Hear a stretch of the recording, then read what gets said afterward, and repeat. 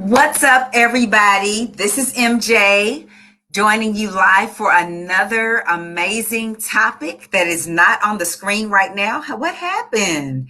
Normally, I always have my topics on there. There you go.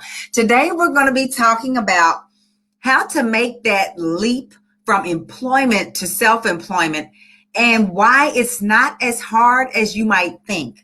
So for those of you who are out there, those of you who are Black women who have a dream of working for yourself and you want to use your boutique or your shop as the vehicle for your self-employment, probably in the back of your mind, you've been wondering, okay, it's all well and good if I can sell some things on the side or sell some things on a semi-consistent basis, and even if it's on a consistent basis, but how do I make that transition from working for myself to, from working for somebody else to working for myself? Because it's one thing to be able to sell things in your boutique on a part-time basis. It doesn't really matter as long as you have your job. It doesn't really matter what the boutique does, but how do you make that transition? Because ultimately you have only so many hours in the day, right? You can only work your job.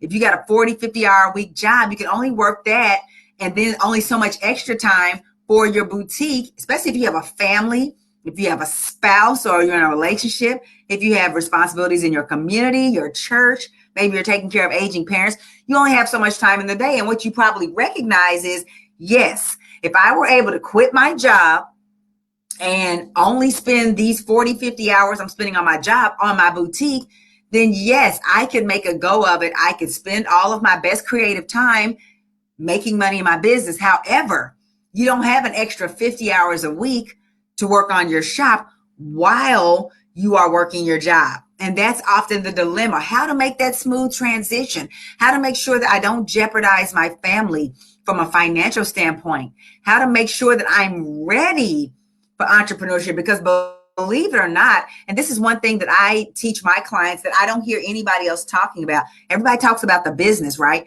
Getting it up and running, how to make money.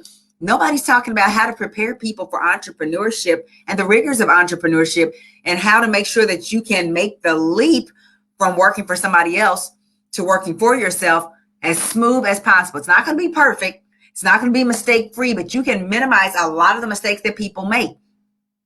One thing I want to point out is that regardless of how you feel about your day job, there are some pluses to having that job. Even if you can't stand your leader, even if you can't stand your coworkers, even if you don't get paid enough, even if you work like a dog, there are some benefits to working for other people.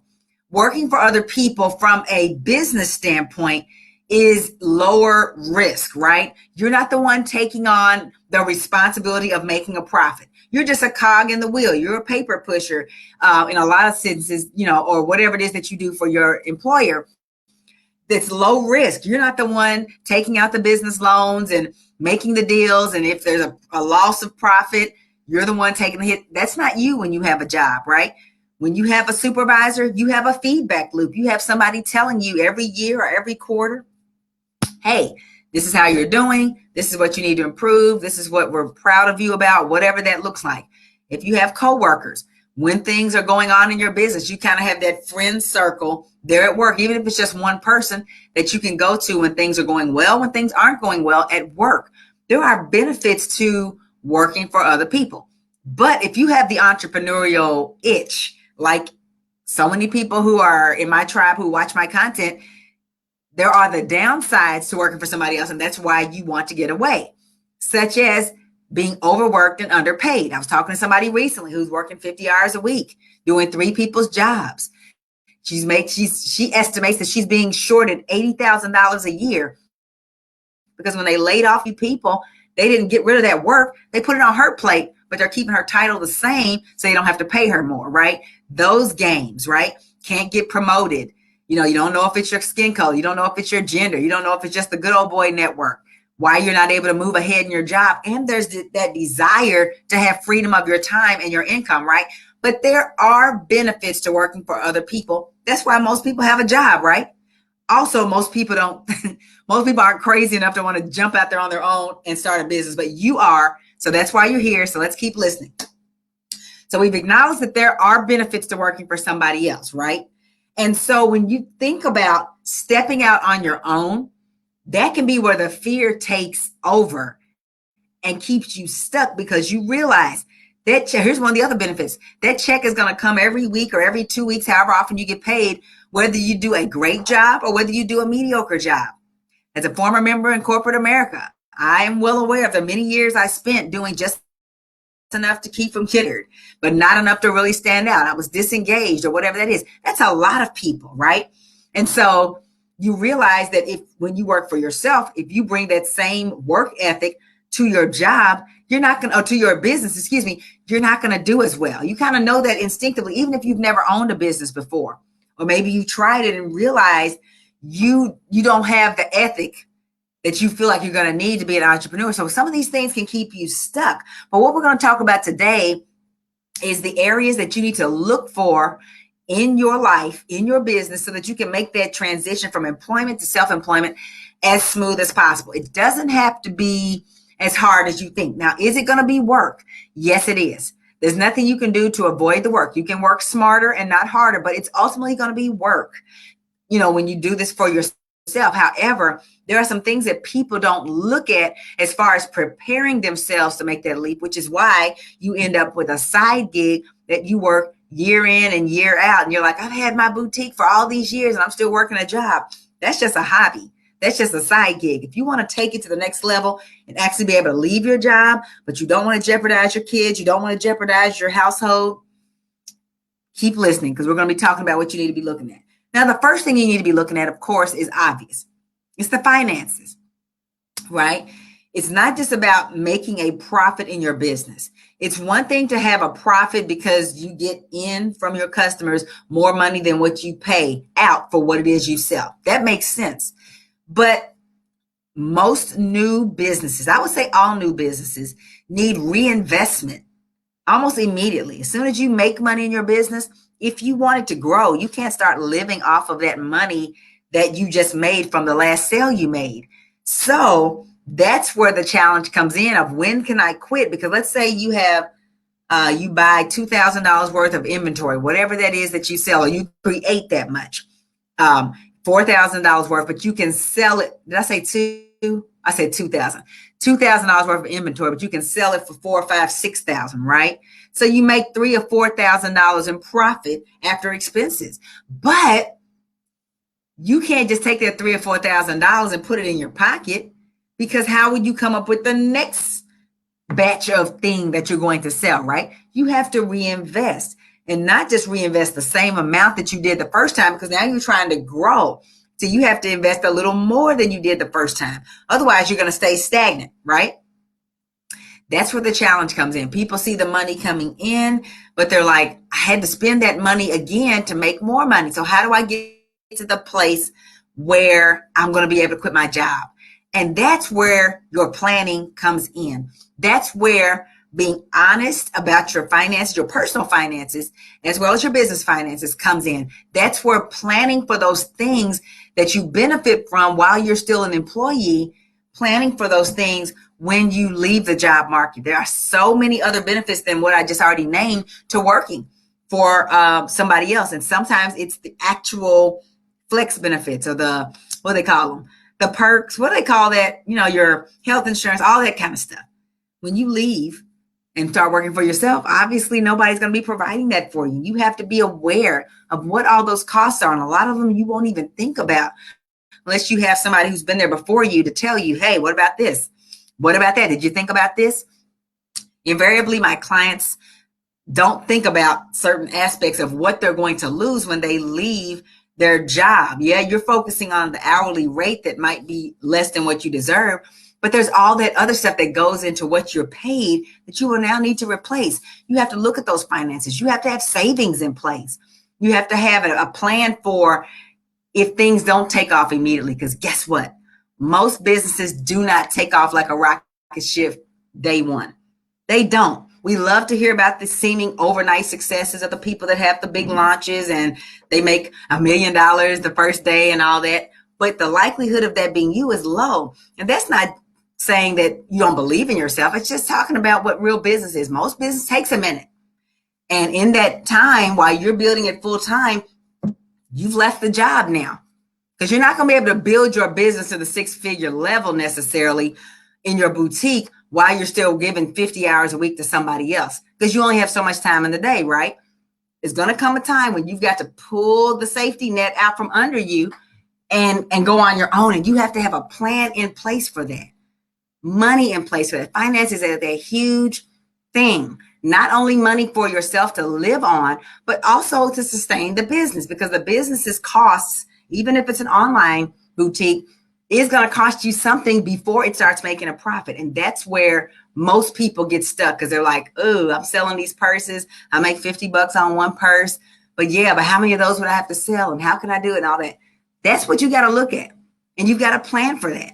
So instead of thinking it's going to be an overnight success and all you got to do is get on Instagram and all of a sudden your boutique is going to take off, plan for if the opposite is true. Take a more conservative approach when you're planning. And then if you do have to take off right out the gate, it'll be a pleasant surprise, as opposed to you were counting on that and then it doesn't happen. And then you're back in the cubicle. Nothing worse than for you to quit your job only to have to go back. Even if you go back to a different company, that will be demoralizing. And I do not want that for you. So making sure that you plan for your finances.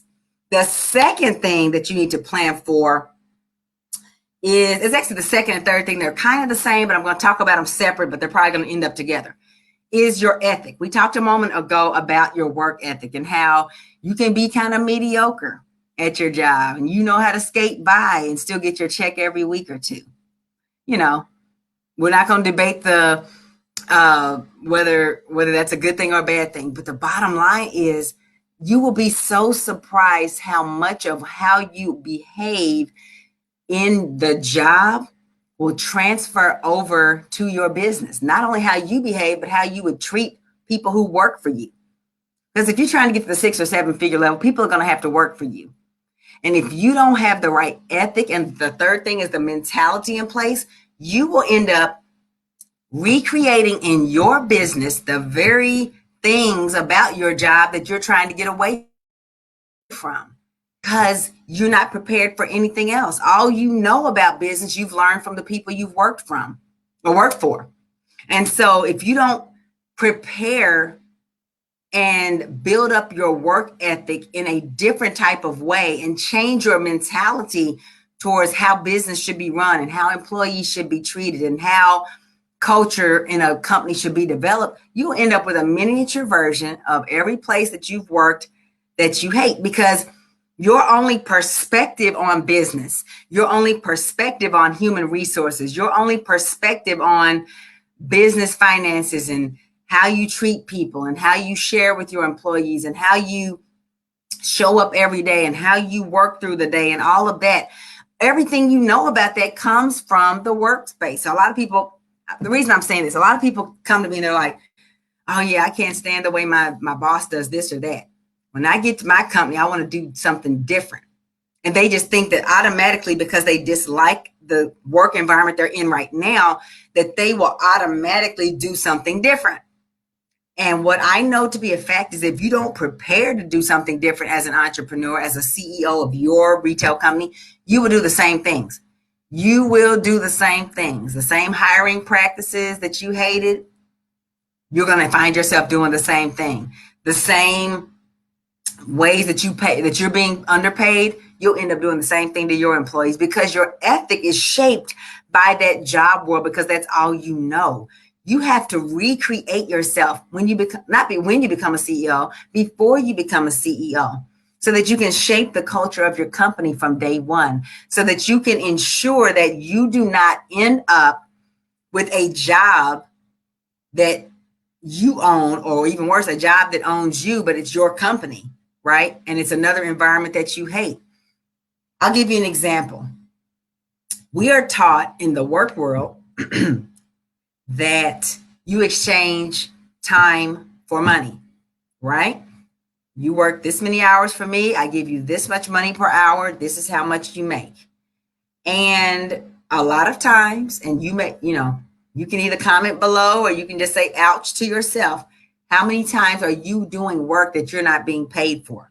Whether you're salary or whether you're hourly, how often do you find yourself working and not for money you're not being paid for? or working for a lower dollar amount than what you're being paid.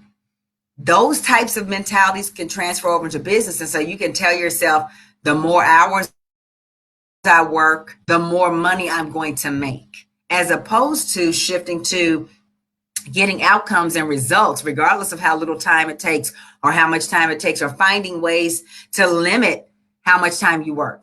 When you are trained by corporate America, by government, whoever you work for, that the more I do, the more I make, it can be really challenging to change out of that mindset.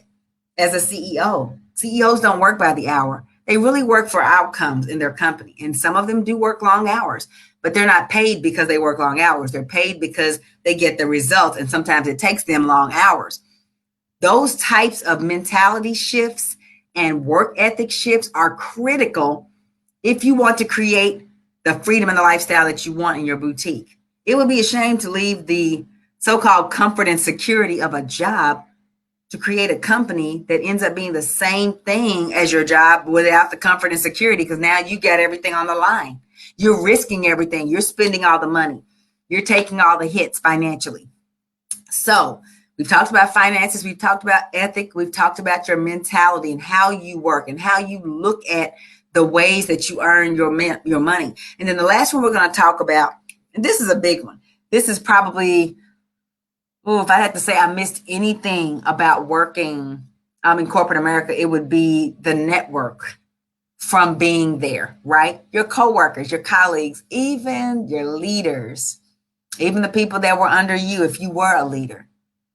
Having those people around, even if they annoy you, even if some of them make you want to strangle them, until they are gone and you have no feedback loop from a supervisor, and you don't have the ability to cruise by somebody's cubicle and stand there for an hour complaining about the latest thing that they did at the company, until that's gone, you won't realize just how important that was to your mental and emotional well-being. Even if sometimes it's dysfunctional. I miss a couple of my coworkers. Of course, we keep in contact outside of our previous mutual employer. But entrepreneurship, especially as a single person startup, is lonely.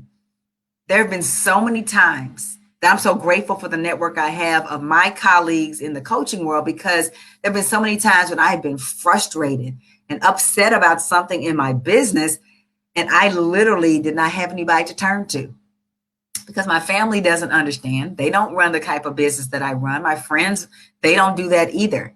And so were it not for the network that I built up, I don't know what I would have done if I didn't have those people to reach out to and say, yeah. But I realized early on, I needed my coworkers for that.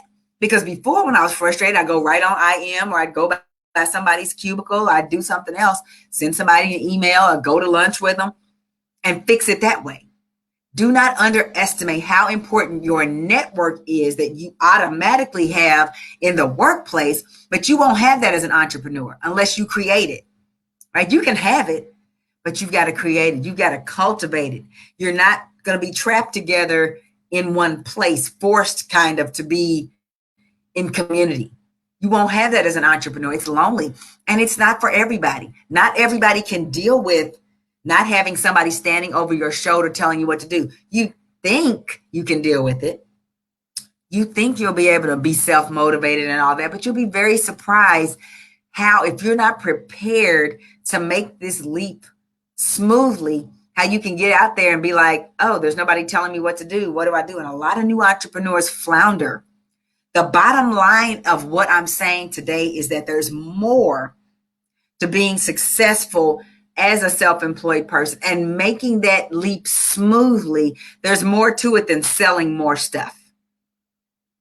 And most, I'd have to say all of the business startup, boutique startup stuff I see out there is lacking what we're talking about today. They tell you how to sell more, how to get on social media and do it, how to advertise, how to market, blah, blah, blah. But they don't tell you how to prepare yourself for the rigors of entrepreneurship. And the rigors are not always financial. Like I said, knowing how to shape a company's culture, knowing how to do things differently from what you're used to, knowing how to show up when nobody's holding your feet to the fire, knowing how to build a network, a community of support and accountability so that you will stay the course and get to the successful place you want to be. And you can't take that for granted. It's not just a given. And a lot of people end up back, a lot of first time or even second time entrepreneurs end up back working for somebody else. And I always wonder, how is it when you had your freedom? How do you end up back working for somebody else? Like mentality wise, I know sometimes it may just happen. Maybe something happened in their family. Maybe it was financial. Maybe it was whatever. But I just wonder, what for a person who truly has an entrepreneurial mindset, what is that like to be completely in control of your time, to be completely in control of your earning capacity, only to go back and have somebody tell you that your time is worth $22 an hour and you got to be there at 8 o'clock. That must be so extremely demoralizing and crippling. I can only imagine what that would be like. And I don't want that for you. I don't want you to do all of the work of building a business or starting a business rather, and then not be able to make a smooth transition from employment to self-employment where you never get away from the job to begin with, or you get away and have to go back. I don't know what would be worse, staying stuck or getting unstuck and then going back. But if you are not prepared to make this transition smoothly, that could be what could happen. But it's not that hard. I've been talking for a while, and I know part of my title is It's Not As Hard As You Think, and it's not. Things can be as more simplified than we often make it. I've talked about a lot of concepts today, but here's what's great. You don't have to reinvent the wheel. You don't have to figure out how to implement these concepts that I've been talking about today, because it's not something that's just going to occur to somebody off the top of your head. This is something that you need guidance and support to get through. You need step-by-step help to move you through this transition and prepare yourself to make sure that you can be an entrepreneur and that you can stay an entrepreneur for the long haul. It's not just about making a lot of money. There are people who had semi-successful businesses that still end up closing their doors and going back to work for somebody because this wasn't right, or their money wasn't right, or their horizontal alignment with their network wasn't right. It's not automatic, and it's not something that you can just figure out on your own. And the thing is, you don't want to jeopardize your family and your future and your current situation and make it worse. Starting your business should make things better. And I say, my philosophy is it should be better immediately, not 10 years down the road, not 5 years down the road.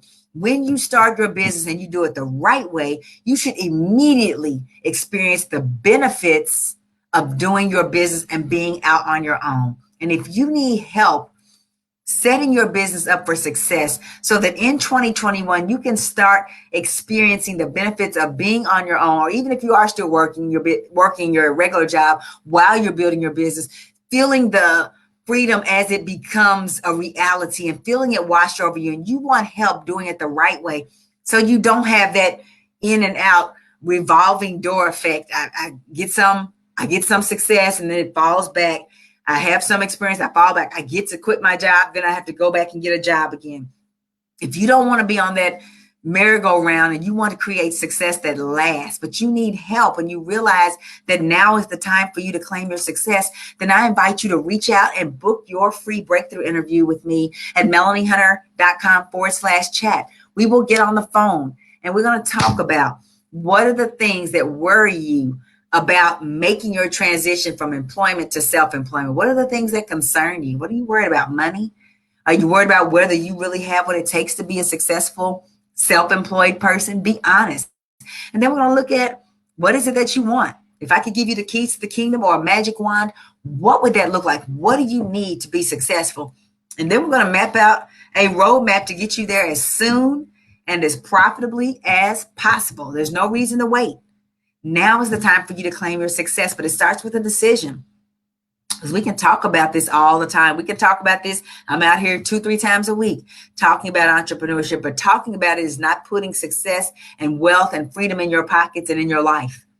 It's about action and doing stuff now. Because the more times you tell yourself no, the harder it is to tell yourself yes, especially when you get to be as seasoned as I am. I know I look like I'm very young, but I'm not. And the longer you tell yourself no, that when you get to our age, the harder it is to take those chances. The harder it is. It's never going to be easier than it is today. So don't fool yourself into thinking, I'll think about it tomorrow, I'll do it. Do it today. Go to melaниehunter.com/chat right now. Book your call. Be sure to fill out that application because your call might have to be canceled if you don't fill out the application that pops up. Fill it out. Let's get on the phone. See if you're serious. See if we're fit to work together and get you started on getting to the place where you can leave your day job and work for yourself full time in the boutique or shop of your dreams. Now is the time. 2021 is almost half over, and it's hard to believe because it's gone by so fast. But are you where you wanted to be by now when you were thinking about it at the beginning of the year? Are you making several $1,000s a month in your boutique? Do you have a date marked on your calendar when you're going to quit your job? Because that's what you said when you made your New Year's resolutions. Are you there yet? And if you're not, what's stopping you? If it's not knowing how to do it, I'm inviting you to talk to me so we can get you started and fix that problem for you. So go to melaниehunter.com/chat and let's get started and get after it. It's been my pleasure to share with you today. Join me again for our next topic in a couple of days. I don't know what we're going to be talking about, but it's going to be exciting. But if you have heard something today that resonates, don't wait 2 days. Go ahead and book your call now and let's chat soon. I will talk to you later. Hope you have a great day. Bye-bye.